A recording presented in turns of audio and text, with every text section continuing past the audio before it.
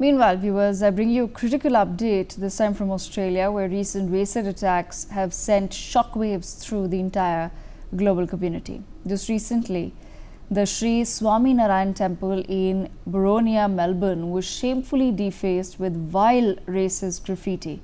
Messages including "Go home brown," and I can't even say the word, were explicitly spray painted on its walls. This wasn't, however, an isolated incident. On the very same night, two nearby Asian operated restaurants identified as Kingsland Chinese Restaurant and Charles King Dumpling were also targeted with similar hateful messages. Adding to this disturbing spree, a healing center on Mountain Highway was likewise defaced. Victoria Police are actively investigating all four of these linked incidents as serious hate crimes. These recent events regrettably echo past incidents that highlight a concerning pattern that we now see in Australia. We've seen, for instance, the brutal assault on Charanjit Singh in Adelaide, an Indian man left unconscious after being subjected to racial slurs, and a vicious beating over a parking dispute. These acts are a stark reminder of the persistent challenges faced by minority communities abroad, particularly the Hindu community. It's jarring given the significant and growing presence of the Hindu and the broader Indian community in Australia. According to the 2021 census, Hinduism is the third largest religion in Australia with over 6 lakh followers. That accounts for 2.7% of the Australian population. Indeed, it's one of the fastest growing religious groups in the country, largely fueled by immigration from India and Nepal. And what do these immigrants do? They're highly skilled Indian professionals who are vital to running industries such as information technology, engineering, healthcare, and finance. They're enhancing Australia's reputation as a knowledge economy. Indian international students form one of the largest groups of overseas students, contributing billions annually to Australia's education sector, while Indian tourists significantly boost the travel and hospitality industries.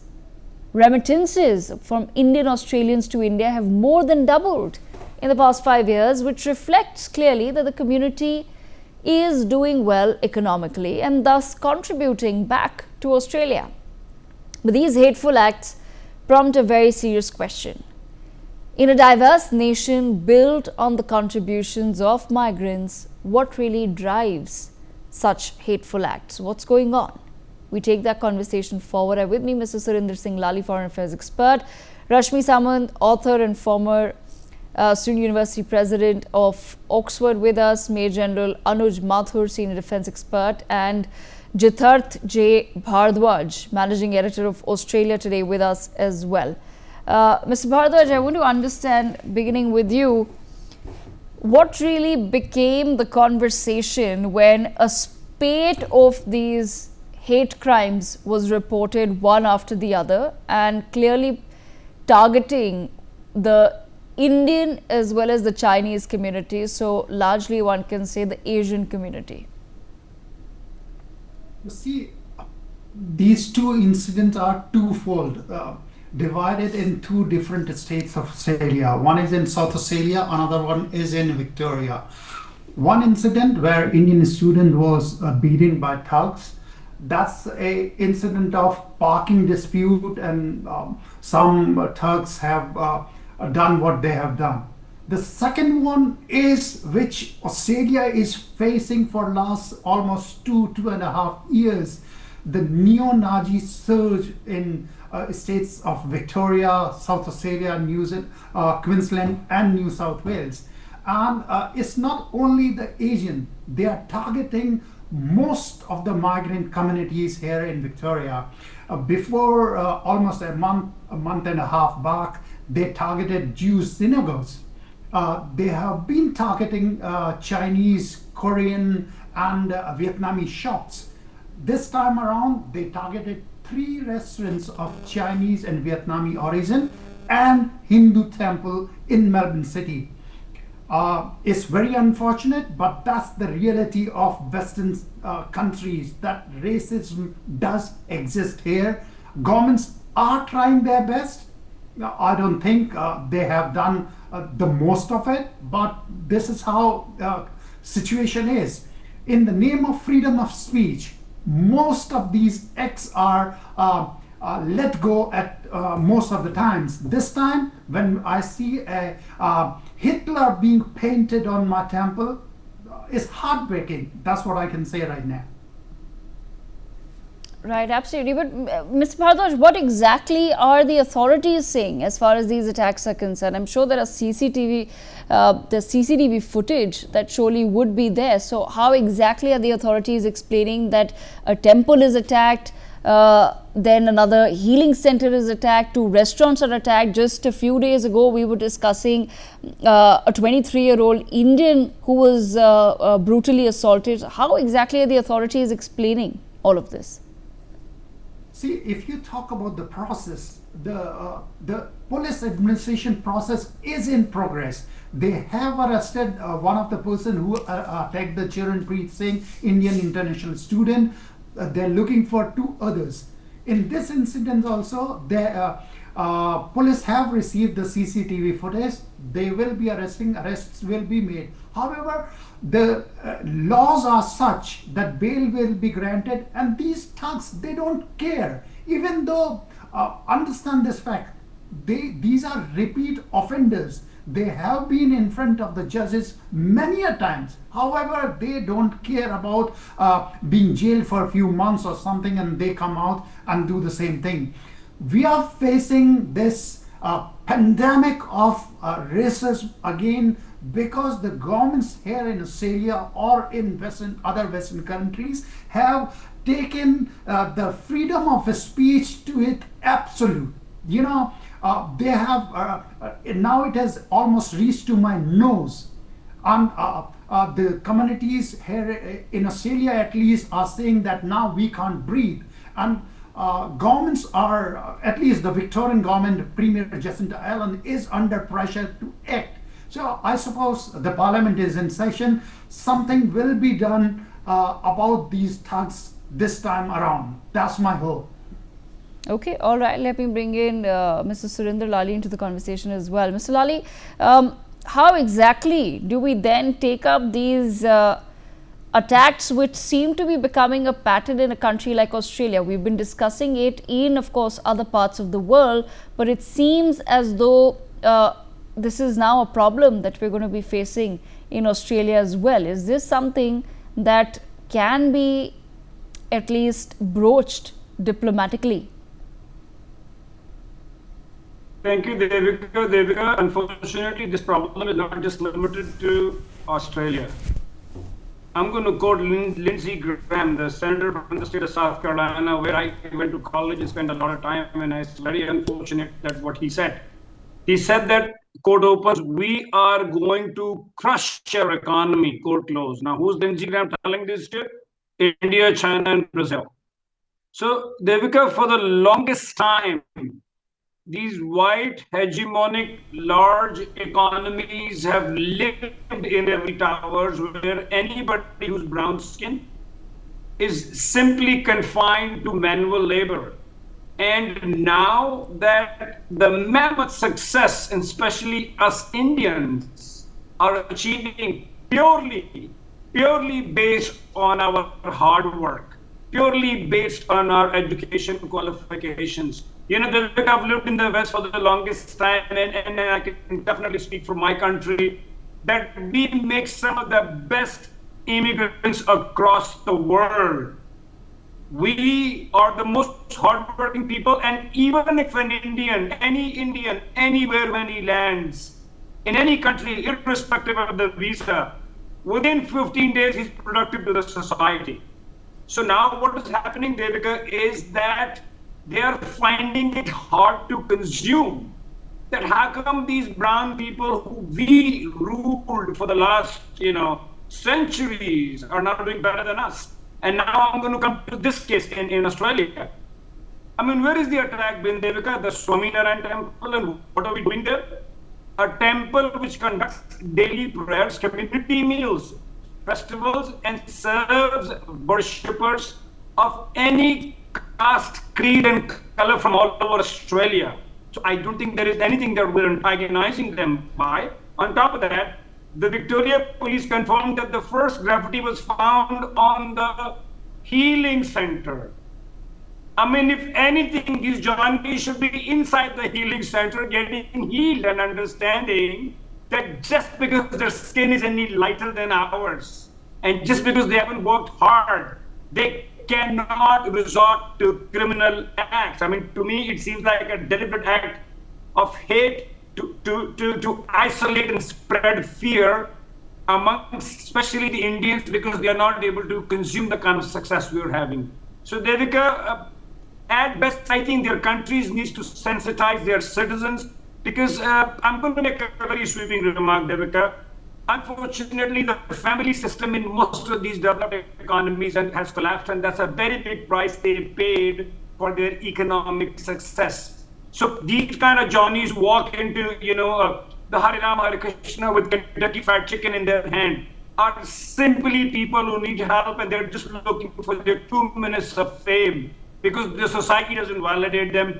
They didn't get the kind of, upbringing, warmth, and the values which is part of our default setting. So I think that we do have a problem. It's not going to be easy. Our governments will have to talk, but more than that, it's the local countries wherever the Indians are living need to be concerned because we are the best taxpayers, we are the least criminal, and we are adding to their economies. I mean, if you minus Indians from England or from, for that matter, the United States, where would Lockheed Martin be? Where would General Electric be? Where would Google be? So where would Silicon Valley be? Or where would the doctors be? Or where would the nurses be?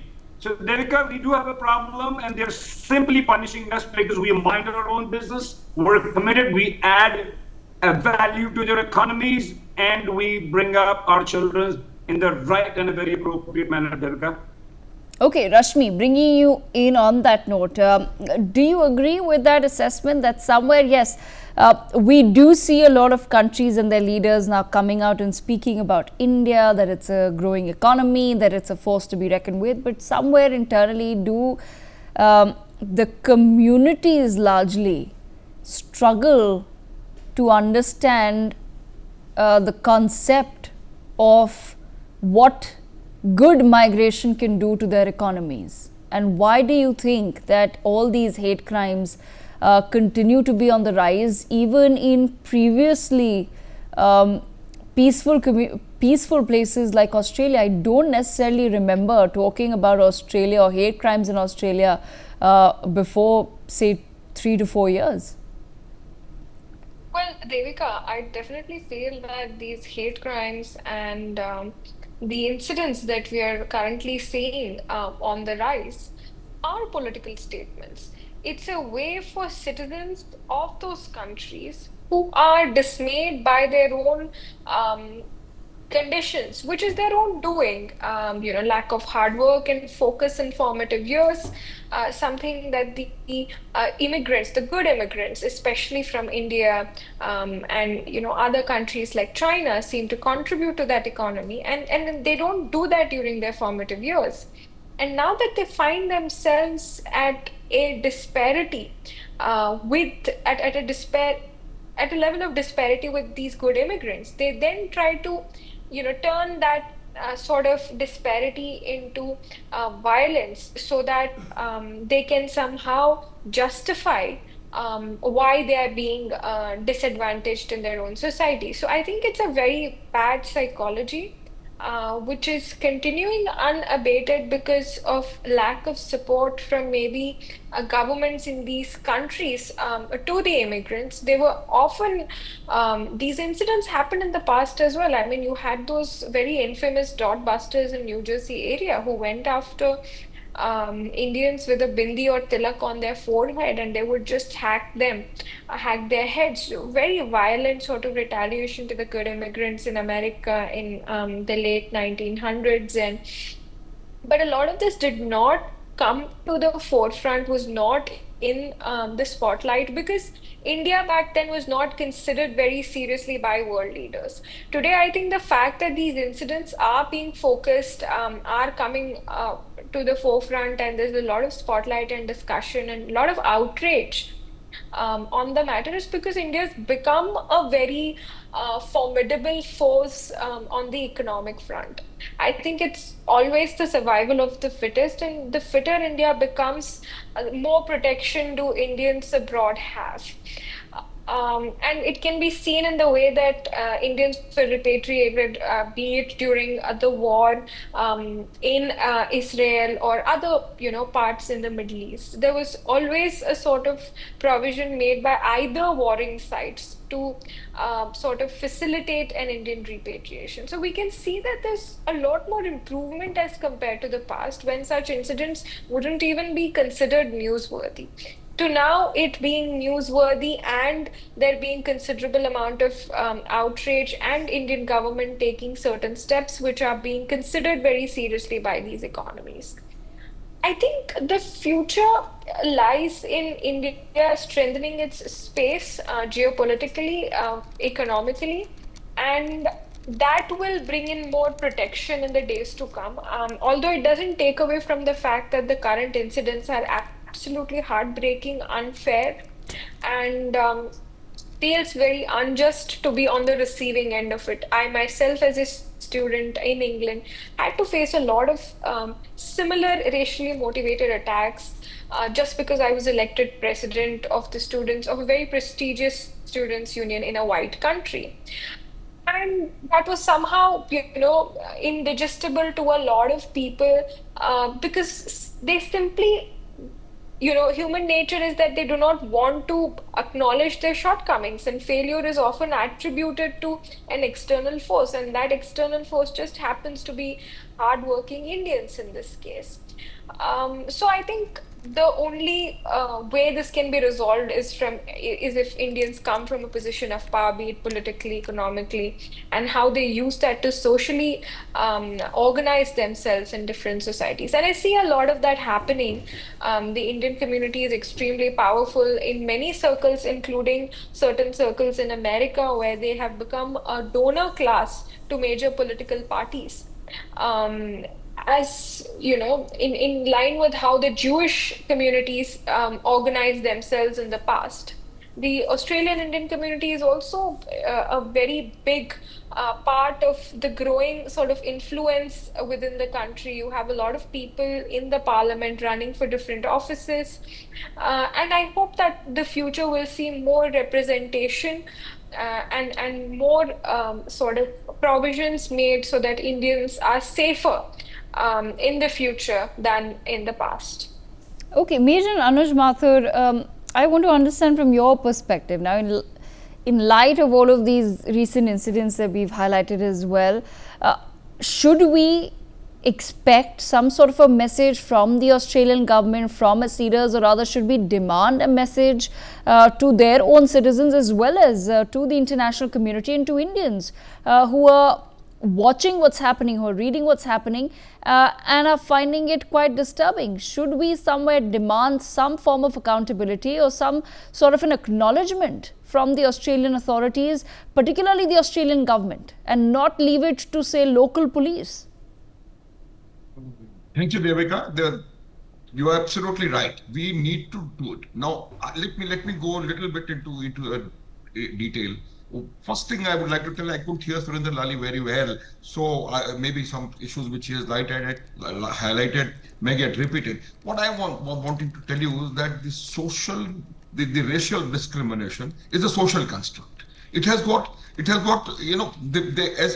Rashmi ji was saying, the basic, the educational ecosystem, they are not being given the right perspective of that. I will give you a few examples. See, when a particular thing is committed by a local, the system of handling it is different. When it is committed by a non-Australian, the things are different. This difference actually, gives them a little more, go to going for a racist kind of a behavior. When I say it's a social construct, it is basically a societal issue problem. And as long as the government is giving them some kind of a preferential treatment, both in terms of, it's something like, a reservation of sorts, a preferential treatment, because of which they become emboldened. And that is why this racial discrimination continues to take place. The discrimination is not only in terms of verbal abuse or a thing like that. They are actually not very much, they're wanting these people who have come from outside and sheer hard work, brilliance, and they have been able to establish themselves and they are contributing to the society. They are now, these Indians or Chinese or for that matter from anywhere else, Devika, they are all contributing to the Australians. But no, what we need to understand is that the stature of India across the globe has increased manifold in the last 10-15 years. The world recognizes India, and that is why such small incidents also are to be taken very, very seriously. A government intervention, I will not say intervention, a government's getting into the affair and talking to the Australian government or anywhere else where this racial discrimination of kinds, as she was saying, she became a president or somewhere and she was subjected to discriminatory behavior. So wherever else it is taking place, we need to have a government-to-government dialogue. We are into so many good things alongside Australia, be it Quad, be it anywhere else. We are talking the same kind of a language. We are trying to bring peace. So the issue is very, very simple, that the government-to-government dialogue has to take place. It cannot be left to the local authorities. Why? Because some of these local authority people also are wanting to go, get into a kind of a discriminatory treatment. They are also, after all, a product of what the society of Australia is, or for that matter, wherever else it is. So my point is that we have to now start exerting, in the sense we have to have a dialogue. We have to tell them, and we have to tell the government to be very particular about this, and exemplary actions must be taken. Unless actions are taken, it is not going to reduce or stop. Stop is far-fetched. It is not even going to reduce, because if you are not willing to take an action against these people who are offenders, after all, a temple is what?